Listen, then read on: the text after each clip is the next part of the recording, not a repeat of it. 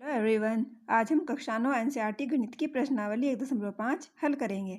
इसे हल करने से पहले हम परिमेय और अपरिमेय संख्याओं के हल के बारे में थोड़ा बहुत जान लेते हैं। तो चलिए शुरू करते हैं। कोई भी अभाज्य संख्या यदि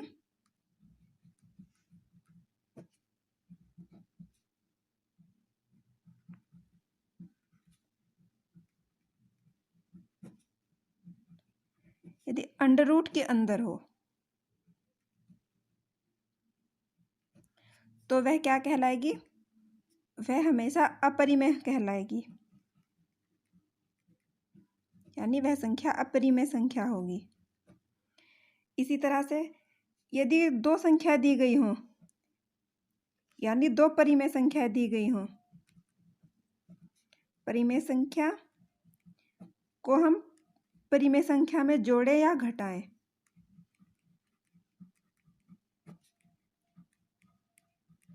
तो उनका हल हमेशा क्या निकलेगा? परिमेय संख्या होगी।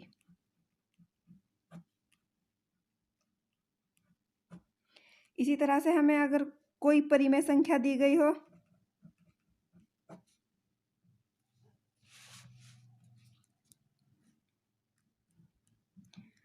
और हम इसे अपरिमेय संख्या में जोड़ें या घटाएं,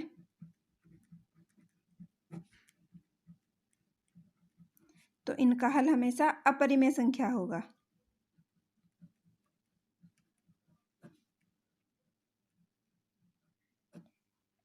इसी तरह से हम परिमेय संख्या का जो हम किसी भी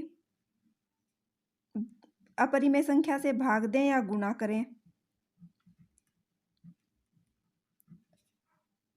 तो उत्तर में हमें अपरिमेय संख्या ही प्राप्त होगी।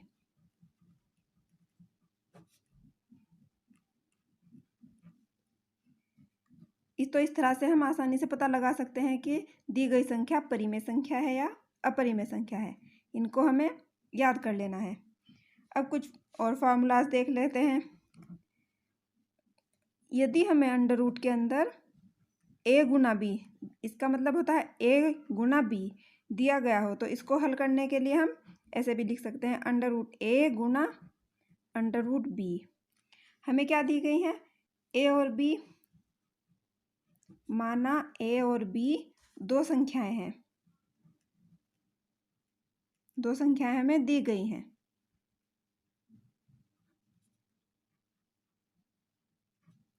तब हमें इस तरह से हम इनको हल कर सकते हैं। और दूसरे नंबर पे है, अगर अंडर रूट के अंदर a बटा b दिया गया हो, तो हम हल करने के लिए इसको अंडर रूट a बटा अंडर रूट b इस तरह लिख सकते हैं।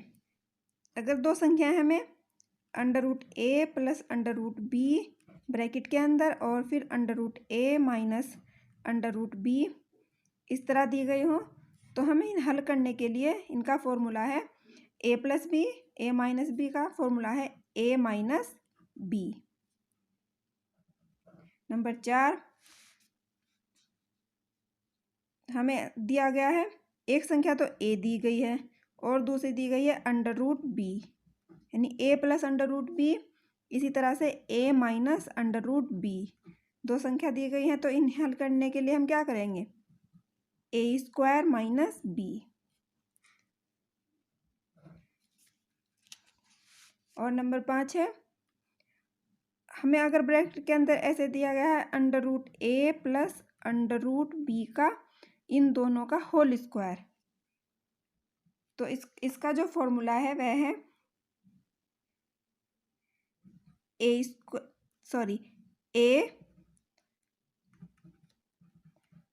Plus b plus 2 under root a into b। यानी हम इस प्रश्नावली को हल करने से पहले इन फॉर्मूला को अच्छी तरह से याद कर लेंगे। इन्हीं का प्रयोग करके हम प्रश्नावली 1.5 हल करेंगे। प्रश्न नंबर 1, बताइए नीचे दी गई संख्याओं में कौन कौन परिमेय है और कौन कौन अपरिमेय है। फर्स्ट पार्ट, इसमें 5 पार्ट दिए गए हैं। तो फर्स्ट में दिया गया है 2 माइनस अंडर रूट 5।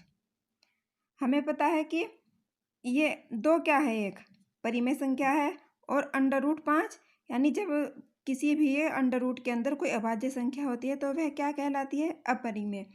और परिमेय व अपरिमेय संख्या का अगर हम घटाएंगे तो हमें क्या मिलेगा? यहाँ पर हमें अपरिमेय संख्या ही मिलेगी। तो इसलिए ये संख्या क्या कहलाएगी? ये होगी अपरिमेय संख्या।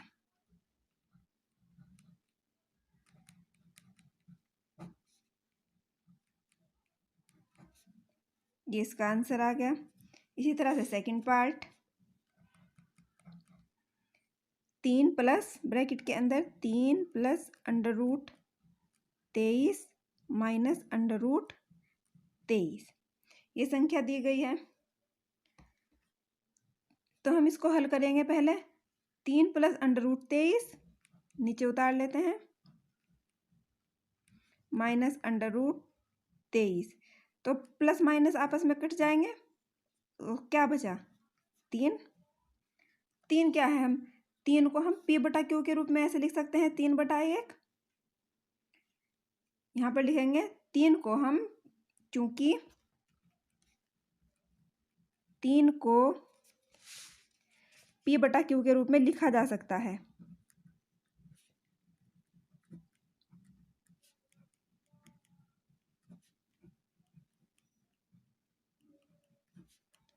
इसलिए यह क्या संख्या होगी? अपरिमेय संख्या, सॉरी परिमेय संख्या होगी। परिमेय संख्या वही होती हैं जिन्हें हम p बटा q के रूप में लिख सकते हैं, और अपरिमेय संख्याओं को हम p बटा q के रूप में नहीं लिख सकते। तो ये संख्या क्या होगी? परिमेय संख्या। और यही प्रश्न नंबर 1 के सेकंड पार्ट का हल है। Third part,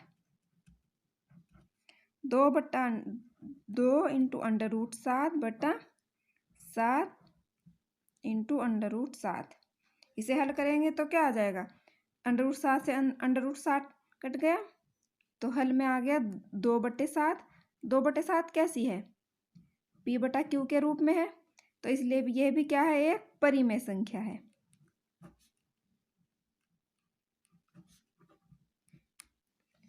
fourth part, 1/√2। हम जानते हैं कि हम जब एक क्या है? परिमेय संख्या है, और अंडर रूट 2 एक अपरिमेय संख्या है। हमने अभी पढ़ा है कि जब किसी भी परिमेय संख्या को अपरिमेय संख्या से गुणा करते हैं, भाग करते हैं, या उसमें जोड़ते हैं, घटाते हैं, तो उनका हल हमेशा क्या निकलेगा?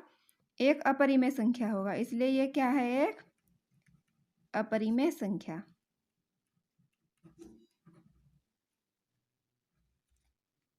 दो को पाई से गुणा करने पर हमें अपरिमेय संख्या प्राप्त होगी।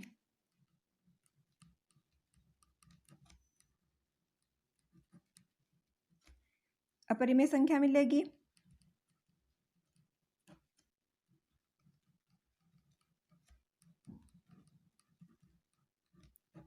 इसलिए हम क्या कह सकते हैं? ये क्या होगी? 2 पाई एक अपरिमेय संख्या है।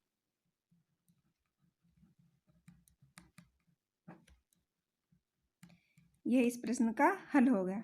इस तरह से हमने प्रश्न नंबर 1 के 5 पार्ट हल कर लिए हैं। बढ़ते हैं प्रश्न नंबर 2 की तरफ। 2, निम्नलिखित व्यंजकों में से प्रत्येक व्यंजक को सरल कीजिए। हमें इसके 4 पार्ट दिए गए हैं, और हम इन व्यंजकों को हमें सरल करना है। तो प्रश्न हल करेंगे।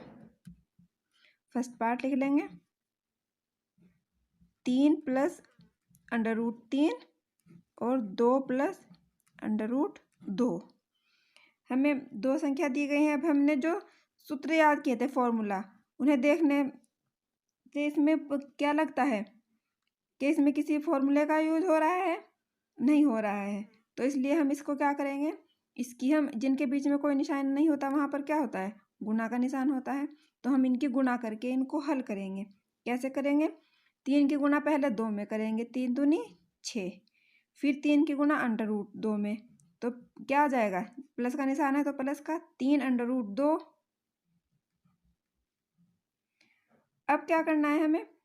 अंडर रूट 3 की गुणा 2 में करनी है, तो प्लस 2 अंडर रूट 3, और फिर प्लस का अंडर रूट 3 गुणा अंडर रूट 2 कितना हो जाएगा? इनकी गुणा कैसे होगी? इनकी गुणा जैसे अंडर रूट 3 गुणा अंडर रूट 2 को हम कैसे लिख सकते हैं? 3 गुना 2, इनकी गुना कर लेंगे तो यहाँ पर क्या हो जाएगा, 3 दूनी 6 √6। तो यहाँ पर क्या आ जाएगा, √6। और यही क्या हो गया, इस प्रश्न का हल हो गया। इसी तरह से सेकंड पार्ट देख लेते हैं।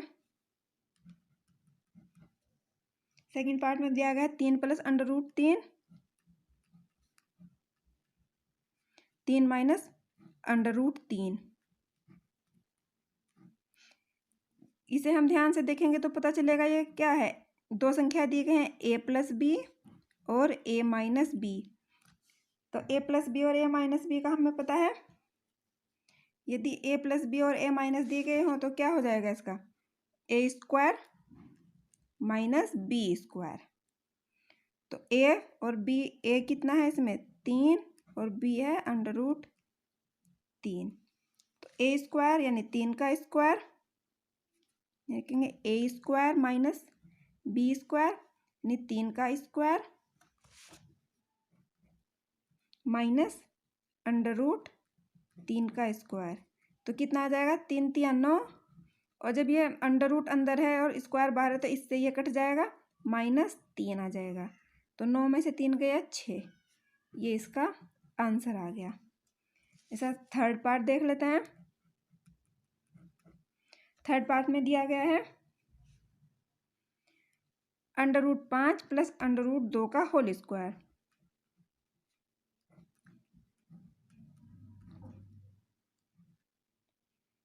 ये दिया गया है √5 + √2 का होल स्क्वायर। तो इसको हल करने के लिए हम क्या करेंगे, इसको हम ऐसे देख लेते हैं, a संख्या यह है और b यह है। तो ये दिया गया है a + b का होल स्क्वायर। तो इसका हमें पता है a² प्लस, जब हम इसको हल करेंगे तो क्या आ जाएगा, a² + b²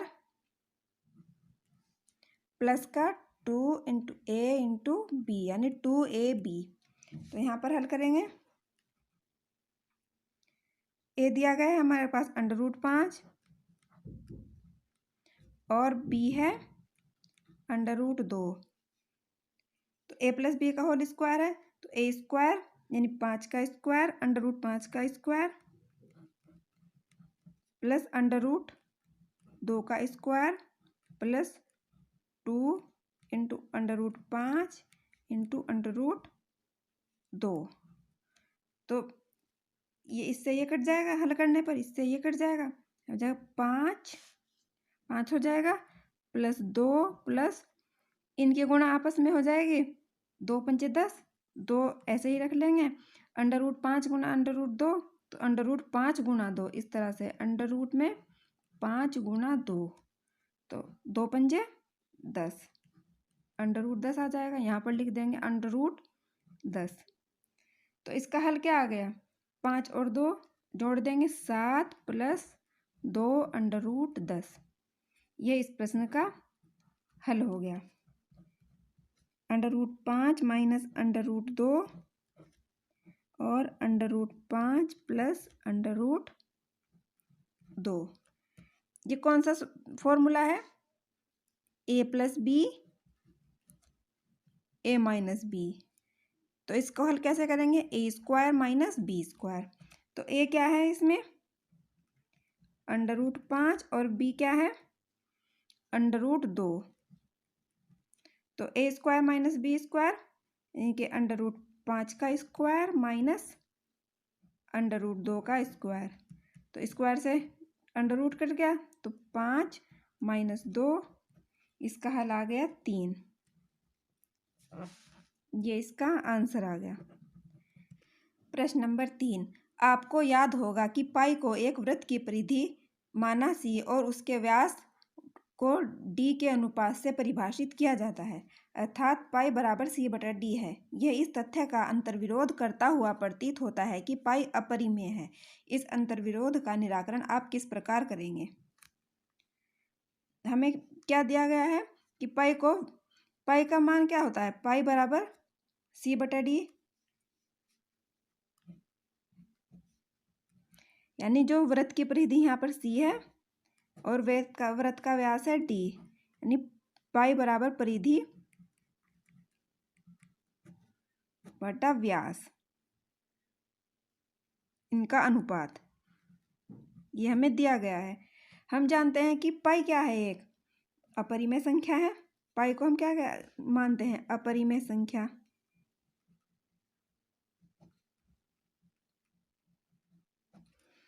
और जो सी बटे डी है का अनुपात है, ये क्या है, परिमेय संख्या होगा इनका अनुपात जो आएगा। जब हमें दिया गया है कि पाई बराबर सी बटा डी है, तो फिर ये कैसे, इसमें अंतर्विरोध हुआ कि एक अपरिमेय संख्या परिमेय संख्या के बराबर कैसे हो सकती है। ये हमें वृत्त दिया गया है, वृत्त है ये डी यानी वृत्त का व्यास है, और सी हमको माना गया है वृत्त की परिधि। तो हमें क्या पता होगा, हम इस अंतर्विरोध को हम किस प्रकार इसका निराकरण करेंगे। हम मान लेंगे ये बराबर तभी होगा, यानी पाई बराबर सी बटा डी तभी होगा जब सी और डी में से कोई भी एक संख्या, यानी जो वृत्त का व्यास है ये, या फिर वृत्त की जो परिधि है, इनमें से कोई भी एक संख्या अपरिमेय होगी। और ये क्या है, पाई को हम अपरिमेय संख्या मानते हैं, और 22/7 क्या है, परिमेय संख्या है, क्योंकि ये पी बटा क्यू के रूप में है। लेकिन जो पाई का ये 22/7 मान है, ये इसका लगभग मान है, ये पूरा मान नहीं है। यानी हम पाई को सी बटे डी के बराबर तब ही मान सकते हैं जब इन दोनों में से कोई भी एक मान अपरिमेय संख्या हो, तभी पाई का मान क्या आएगा, अपरिमेय संख्या आएगा। इस तरह से हम इस अंतर्विरोध का निराकरण करेंगे। ये इस प्रश्न का आंसर आ गया। हमने प्रश्नावली 1.5 के 3 प्रश्न हल कर लिए हैं। बाकी जो 2 प्रश्न हैं हम वह इस वीडियो के पार्ट 2 में हल करेंगे। आशा है आपको वीडियो पसंद आया होगा। अगर हाँ तो वीडियो को लाइक कर देना, शेयर करना और चैनल को सब्सक्राइब